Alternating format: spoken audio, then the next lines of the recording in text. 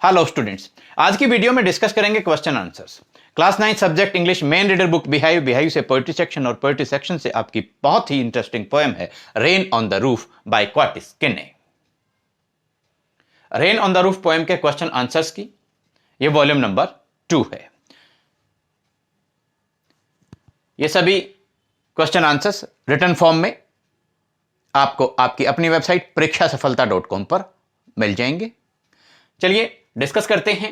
Question number 1, what does the poet like to do when it rains? जब बारिश होती है तो पोएट को, कवि को क्या करना अच्छा लगता है? The poet likes to lie in his bed when it rains outside. जब बाहर बारिश होती है तो पोएट को अपने कोजी बेड में, वार्म बेड में लेटना, आराम करना अच्छा लगता है। When the poet does so a large number of dreamy thoughts begin to come to his mind. जब पोएट अपने बेड में, अपने कोजी बेड में, वार्म बेड में, आरामदायक बिस्तर में लेटते हैं, बाहर जो बारिश की आवाज उन्हें सुनाई देती है, तो उस बारिश की आवाज को सुनने के बाद में पोएट के माइंड में बहुत सारी ड्रीमी थॉट्स आ जाती हैं। बहुत सारे सपनों जैसे विचार उनके दिमाग में, आप कहें फैंसीज, इमेजिनेशंस उनके दिमाग में आ जाती हैं। He calls it A bliss. वो इस सारी बात को एक ब्लिस कहकर बुलाते हैं, परम आनंददायक कहकर बुलाते हैं। The poet likes to lie in his bed when it rains outside.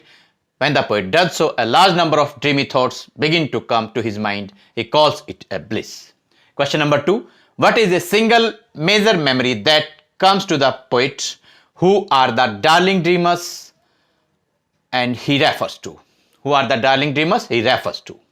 देखिए, एक मुख्य रूप से कौन सी मेमोरी, कौन सी बात पोएट याद करते हैं जब वो अपने कोजी वार्म बेड में लेटे हुए हैं, बाहर बारिश हो रही है, तो मुख्य रूप से कौन सी मुख्य बात उन्हें याद आती है और वो डार्लिंग ड्रीमर्स किसे कहते हैं? डार्लिंग ड्रीमर्स वो किसे कहते हैं? The single major memory that comes to the poet's mind is the memory of his mother. केवल एक जो मुख्य बात, मुख्य रूप से जो विचार उनके दिमाग में आता है, जिसकी उन्हें सबसे ज्यादा याद आती है, वो है अपनी मां की याद। The poet's mother is dead now. अब जो पोएट की मदर हैं वो अलाइव नहीं है, जीवित नहीं है, अब वो मर चुकी हैं। द डार्लिंग ड्रीमर्स किसको कहा है? Mentioned in the poem are all the children of the mother. मां के सभी जो बच्चे हैं जिनसे वो प्यार और दुलार किया करती थी, वो सभी डार्लिंग ड्रीमर्स हैं। The single major memory that comes to the poet's mind is the memory of his mother. The poet's mother is dead now. The darling dreamers mentioned in the poem are all the children of the mother. Question number 3, how do the dark clouds seem to the poet?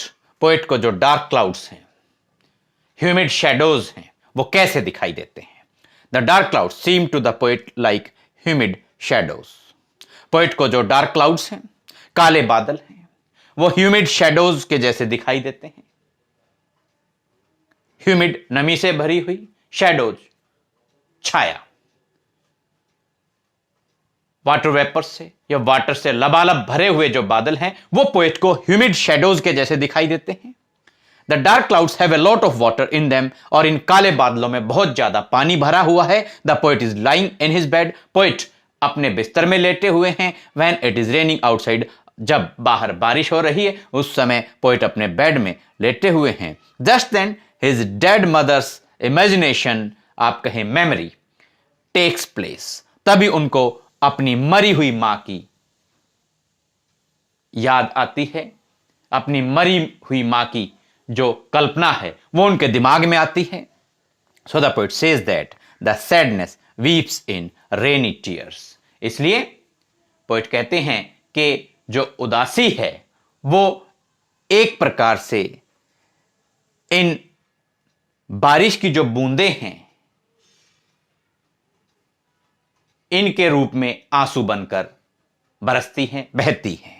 So the poet says that the sadness weeps in rainy tears.